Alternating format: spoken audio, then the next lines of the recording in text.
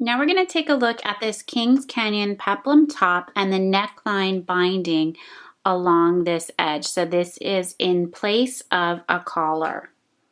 So we have the shirt constructed up to the point at which we're going to do the binding. So we have the front sewn sleeves, and then this here is the back of the shirt. So this is the neckline, and then this split at the opening is center front. So this one goes in two parts. We do one side at a time. So as I turn the shirt sideways, we have this side, which is the left side that we're looking at. It's the wearer's right side of the shirt. And I have one piece of the binding cut, and one edge is pressed under 1/4 inch. So this is up to the pattern. At step 8, we're looking at the assembly of the binding to the shirt. So we have the shirt right side up, and then the binding we are going to flip over so that the binding is also right side up and that pressed edge is down at the bottom. Now the binding is cut a little bit longer than this opening, so we will have it extend slightly off both edges, and that's just for ease of assembly and construction. So we're going to take that binding right side up, and the shirt is right side up, so the binding is right side to wrong side, and we are going to set that, lining that up right along the neckline edge, and this is extending about 1/4 inch past that center front opening. And I'm just going to pin this along the neckline edge.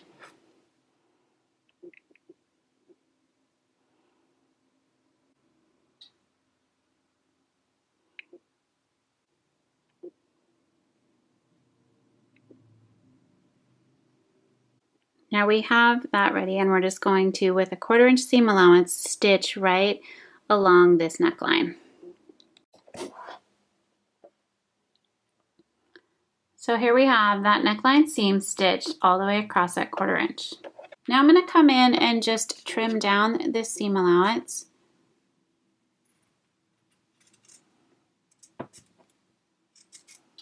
Pretty close to the stitching line. And the closer that you can get to that stitching line, the better, because you will have as little bulk as possible inside that binding. Now this fabric right here is very thin, so I'm leaving about 1/8 inch. It's not bulky at all, but if I trim too close, I'm afraid it will fray and actually pull out through that stitching. So I have that trimmed down, and then I'm going to press this seam allowance up, and you can see I have this pre-pressed line at 1/4 inch already there. So I'm going to press the seam allowance up towards the neckline with the seam allowance going up. So here we have that pressed, and you can see as long as you're using a little bit of steam, that actually helps to regain that curved shape really nicely. So this is the right side of the shirt. At this point, you have the open seam allowances facing the right side. This is the inside of the neckline. Now, if you're going to attach the ties to this top, you're going to take your string, and this is just embroidery floss, and I would tack that down on the inside view. So this is the right side.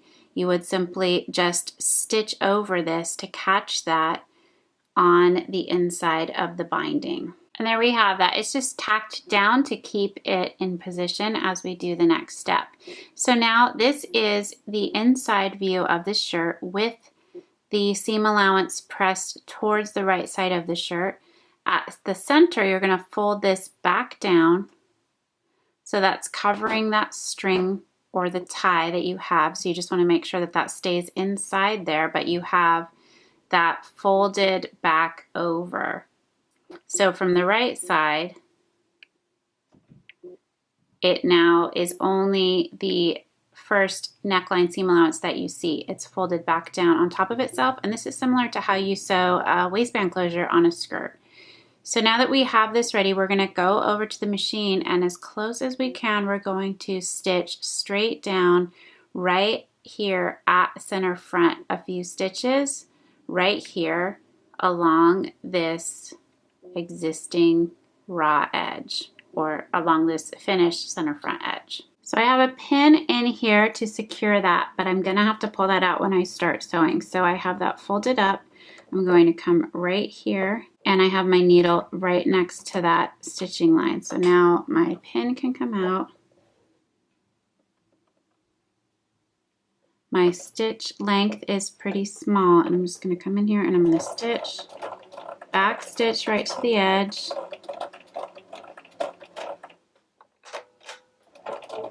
and then back stitch at the bottom. And you can see right here that stitching line now is right next to my center front edge of that opening of the shirt. Now I'm just going to come in here and I'm going to trim this down. I want to get right into that corner so I have as little bulk as possible. Trim off all my threads, and then we are going to flip this up and turn this right side out. So if you push this seam allowance on top of center front right here, then this whole binding will fold over.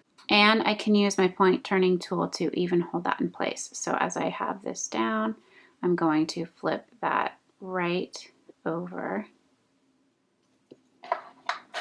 And here is that necktie string. And we'll cut this to length and tie a knot for the center front, but you can see that comes out very nicely right at center front. So you want to be careful, don't pull on that too hard. Use the point turning tool from the inside to turn that right side out, and then you're just going to fold this and then carefully just pin it in place right over that existing stitched seam allowance. So your finished neck binding should be just about 1/4 of an inch, and you can see here this is that first stitch line, and so I'm simply just folding that over, and then from the inside it has a finished edge and that seam allowance is pointed up inside the neck binding.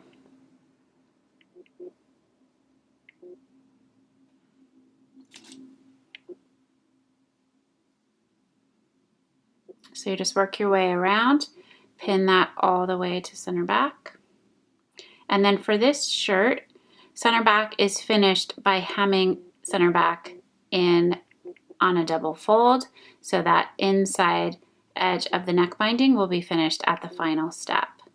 But you can see right here, this is a great way to finish a neckline. So it gives you a very petite, dainty little binding. There's very little bulk, and it's very delicate, and proportionately, it looks great for this size top and for a doll size. So once you have this pinned, you'll just continue along with the instructions, top stitch this down along this folded edge, and then work your way through the pattern as instructed.